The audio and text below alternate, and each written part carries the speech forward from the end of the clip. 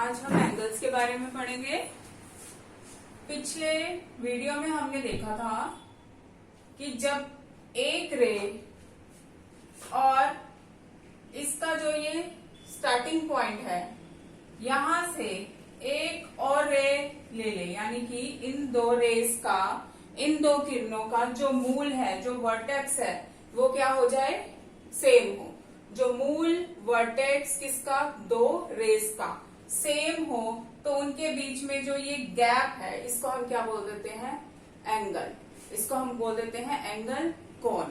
ठीक है। अब क्या है, जो एंगल्स हैं, अब इसको हमने कोई नोटेशन भी देनी है, जैसे हमने ट्राइंगल को दिया हुआ है ऐसा नोटेशन। ऐसे ही जो एंगल्स होती है उसको हम, जो इसका नोटेशन है उसको हम कैसे लिख देते हैं, इस तरह से। यानी कि इसका जो ट्रायंगल का बस एक लाइन है राइट वाली, वेरी राइट, इसको हमने क्या कर देना है, हटा देना है। तो ये हमारे पास एंगल्स की नोटेशन आ जाएगी। जब भी हमें किसी एंगल के बारे में लिखना होगा या हमें कोई भी ऐसा साइन नजर आ जाता है तो इसका मतलब ये है, ये किसको शो कर रहा है, ये एंगल को शो कर रहा है। ठीक है।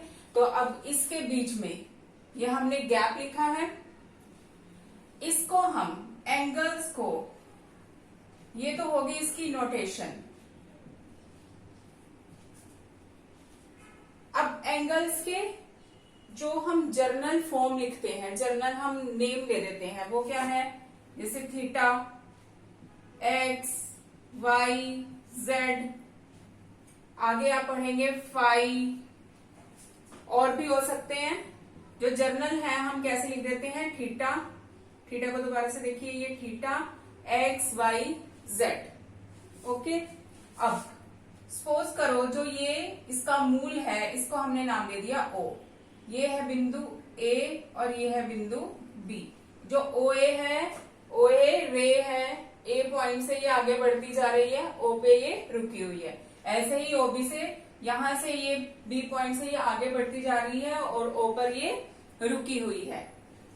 तो इसका नाम हम क्या दे सकते हैं, ए ओ बी या फिर बी ओ ए। ये क्या हो जाएगा, ये एंगल शो कर रहा है, कौन सा, ओ एंगल।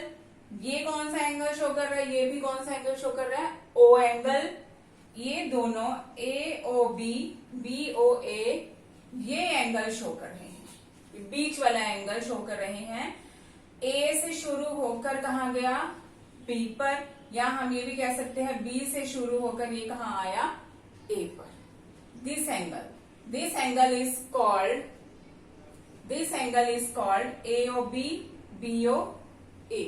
अब इनकी हम टाइप्स पढ़ेंगे कि ये किस किस तरह से हम देखते हैं। आप इसको क्या मान सकते हो, आप इसको थीटा भी मान सकते हो। थीटा क्या हो गया, थीटा हो गया एंगल AOB, ये थीटा क्या हो गया, एंगल BOA। ठीक है। फर्स्ट जो हम टाइप्स पढ़ने जा रहे हैं, इसमें फर्स्ट हम पढ़ रहे हैं एक्यूट एंगल।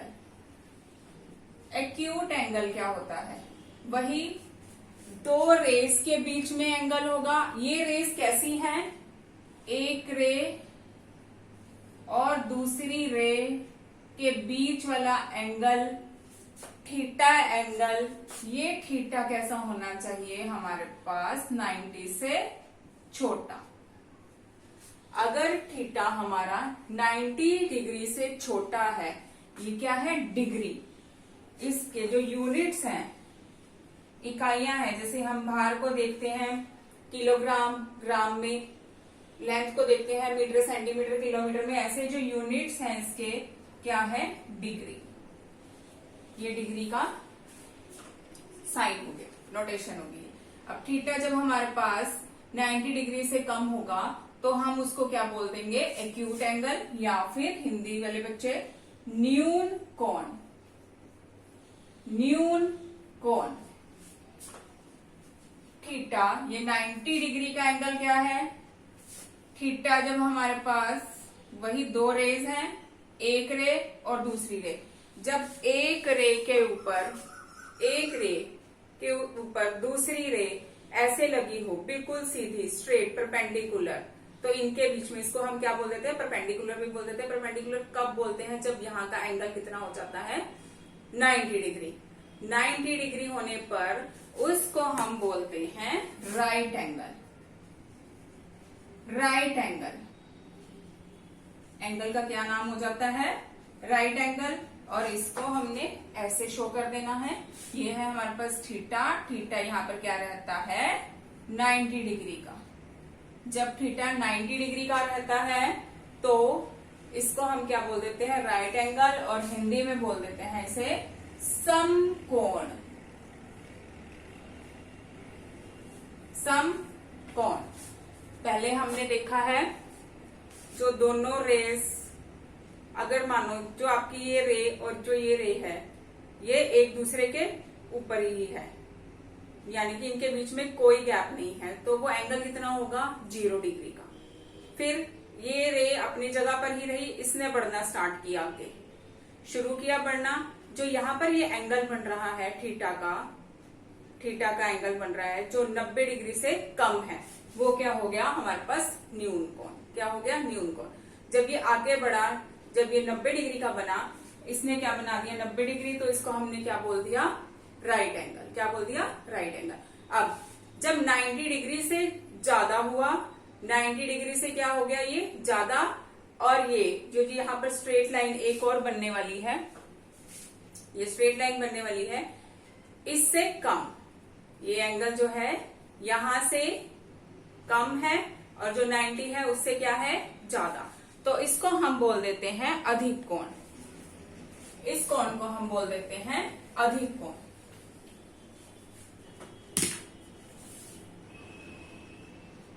अधिक कोण होता है ऑब्ट्यूज एंगल। ऑब्ट्यूज एंगल यानी कि अधिक कोण।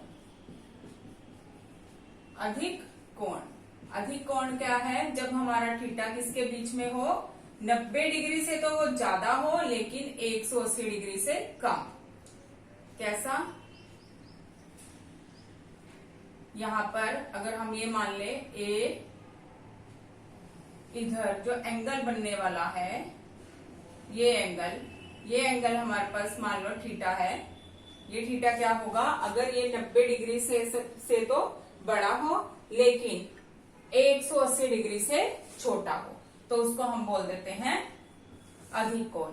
अधिक कोण के बाद जब ये दोनों रेस, जो हमने ये वाली रे मानी हुई है, इसको नाम भी दे दीजिए ओ ए, और इसको नाम दे देते हैं ओ बी। यही हमारा चलता जा रहा है ओ ए और ओ बी। यहां पर भी ऐसे ही ओ ए और ओ बी। फिर ओ ए वाली लाइन को हमने हमेशा क्या रखा है? अपनी जगह पर। ओ भी 90 से कम, 90 से ज्यादा लेकिन 180 से कम। जब ओ ए रे और ओ बी रे बिल्कुल सीधी आ गई, एक दूसरे के ऑपोजिट, बिल्कुल सीधी, तो इनके बीच में बनने वाले कोण को हम क्या बोल देते हैं? ओ बी बिल्कुल सीधी आ गई, तो जो ये कोण है, ये कोण को हम क्या बोल देते हैं? ये जो कोण है ये हमारा हो जाता है 180 डिग्री का। 180 डिग्री का हो जाएगा ये कोण। और इसको हमने नाम दिया हुआ है, ये है हमारे पास स्ट्रेट। स्ट्रेट का मतलब ही क्या होता है? सीधा। स्ट्रेट एंगल या फिर सरल कोण। स्ट्रेट एंगल या फिर सरल कोण, इसका एक और नाम है, इसको हम क्या बोल देते हैं? इसको हम ऋजु कोण भी बोल देते हैं। इस कोण को हम ऋजु कोण भी बोलते हैं।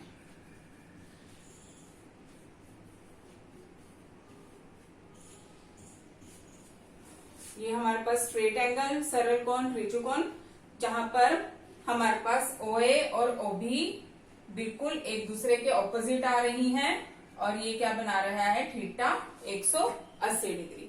तो ये 4 तरह के हो गए। इसके बाद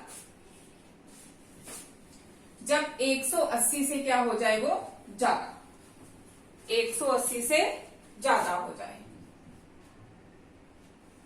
ओ ए को वही रखना है। रिफ्लेक्स एंगल, रिफ्लेक्स एंगल को हम क्या बोल देते हैं? बृहत्तक कोण। जब एंगल हमारे पास क्या आ जाए 180 से ज्यादा, 180 से ज्यादा आ जाए तो इसको हमने क्या बोल देना है, रिफ्लेक्स एंगल। यहाँ पे थीटा क्या रहेगा, थीटा 180 से तो ज्यादा होगा लेकिन वो 360 से कम होगा। तो ये है हमारे पास रिफ्लेक्स कोण। अगला है रिफ्लेक्स कोण के बाद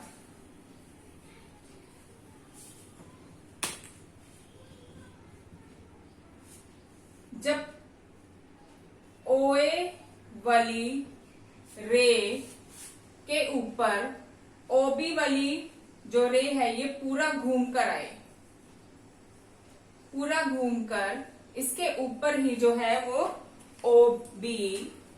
OB रे पूरा घूमकर इसके ऊपर ही आ गई, यानी कि OA और OB ने सुपर इम्पोज कर दिया। लेकिन कैसे, OB पूरा घूमकर यहां पर आई है तो ये कितने का कोण हो जाएगा, ये हो जाएगा 360 डिग्री का। इसको हम बोलते हैं पूर्ण कोण या फिर कंप्लीट एंगल।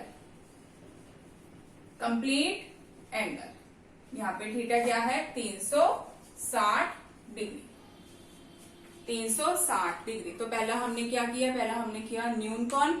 जब कोण हमारे पास क्या है, कोण हमारे पास 90 से कम। फिर समकोण जब 90 डिग्री का, 90 से ज्यादा लेकिन 180 से कम। तो ये था हमारे पास अधिक कोण, ऑब्ट्यूज एंगल। जब पूरा 180 का हो गया, दोनों रेज एक दूसरे के ऑपोजिट आ गई तो ये हो गया स्ट्रेट एंगल या सरल कोण या रिजु कोण। जब यहां से एंगल 180 से बढ़ गया लेकिन 360 से ये क्या है, कम है, तो वो क्या है, रिफ्लेक्स। ये क्या है, रिफ्लेक्स एंगल। रिफ्लेक्स एंगल में जो कोण है आपके पास ये बन रहा है, तो इसको हमने क्या बोला, रिफ्लेक्स कोण। फिर जो ये सेकंड OB वाली रे थी, OB वाली रे पूरी घूम के OA के ऊपर ही आ गई, यानी कि ये पूरा घूम गया तो 360 डिग्री का कोण हो गया। 360 डिग्री का कोण यानी कि कंप्लीट एंगल, यानी कि पूर्ण कोण। तो इसके बाद वाले जो कोण है वो हम अगली वीडियो में करेंगे।